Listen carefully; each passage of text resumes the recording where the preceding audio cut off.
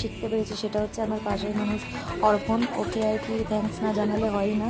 আর আমার দেখো রীতিমতো এখন হাত কাঁপছিল, আমি সেকেন্ড রানার আপ হয়েছি, মানে থার্ড হয়েছি, তো আমি এটা ভাবতেই পারিনি আমি এই পজিশনে আসবো।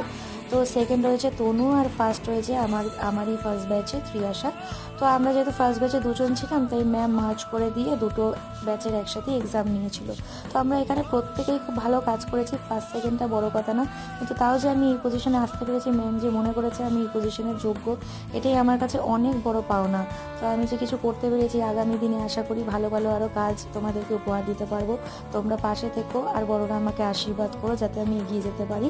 আর এখানে দেখো সেই ফটো ফ্রেমটাই এখন দেখানো হচ্ছে। তো আমার মা বাবার প্রতি তো আমার কৃতজ্ঞতা আছে, কারণ তাদের জন্য আমি আজকে এই জায়গায়।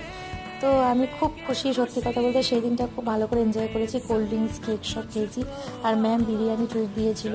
তো ভালো লাগলে একটা লাইক শেয়ার সাবস্ক্রাইব করে দিও। টাটা।